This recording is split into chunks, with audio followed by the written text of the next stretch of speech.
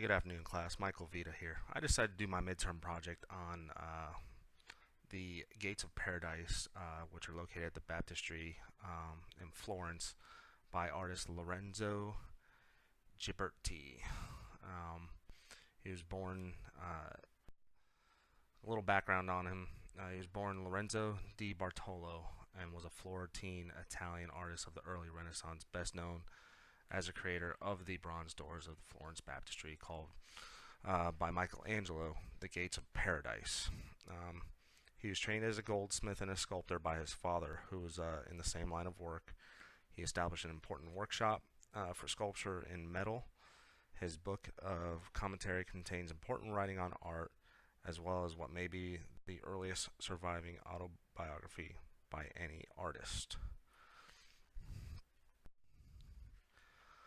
In 1401, the Cloth Importers Guild held a competition to design the doors for the baptistry. There's a lot of contestants, and it ultimately came down to 7 finalists. Out of those 7 finalists, the competition ended in a tie with Ghiberti and Filippo Brunelleschi having to work together to design the doors. However, Brunelleschi's ego got the best of him, and he abandoned the project to study in Rome. However, in Ghiberti's biography, he says he won the competition hands down. Gates of Paradise were actually the second set of doors Ghiberti designed for the baptistry. The first set of doors depicted scenes from the New Testament using 28 panels. These doors were relocated to the side of the church after being replaced by the Gates of Paradise, which was his later work. The Gates of Paradise was his second commission for the baptistry. It depicted scenes from the Old Testament in 10 separate panels instead of 28 like the previous set. Ghiberti used a more naturalistic approach and idealization with the new doors, which are considered a major monument of Renaissance humanism. What I found interesting in researching this artist is that he spent nearly 50 years working on the baptistry between both sets of doors, which is dedication. As you can see here, here's a picture of the baptistry. These are actually replica doors that I'll explain later on, because they're being held in a museum. You zoom in a little bit closer, you can see the 10 panels, 5 on each side.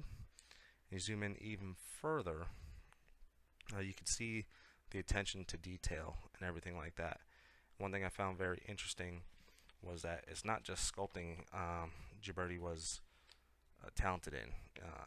It was the metalworking. He had to draw this out, take time and everything like that. The attention to detail, very realistic for the time period. Now we're going back to the 1400s when these doors were designed and sculpted. Over the centuries, exposure to the elements and questionable cleaning methods darkened the doors, but they remained there until the Second World War, when they were removed for protection. Back when the Germans were doing their thing in Europe, they wanted to protect all the art. After the war, they were restored to their rightful place on the east side of the baptistry and remained there until the Arno River flooding that occurred on November 4th, 1966. Where the flood actually wrenched off 5 of the 10 panels from the doors. As you see on the bottom of the screen here, there's a picture of the flooding in the area, and volunteers poured in from all over the world, and the doors were ultimately restored. This was in 1966, and you had people pumping money, volunteering time to locate this art. Now, Ghiberti's original panels maintain residence address nearby at the Museo dell'Opera del Duomo, and replicas now hold their place at the baptistry doors. What's interesting is it's not that far away, just on the other side of Florence. I want to say about 20 kilometers away, and held in a museum. And as you can see down here on the right side, they're preserved in almost pristine condition, and the replica does give a very distinct, almost identical look that people can see out on the street of the baptistry. Um, as I mentioned before, this was a very talented artist that you don't really hear much about.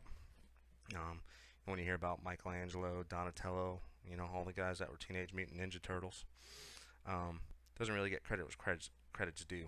50 years of work, and we're talking how many hundreds of years later, still being studied and interesting. And I, for his time period, his work still stands out. If he were around today, it would still be phenomenal work. So I definitely found it very interesting to do a brief little project on this artist.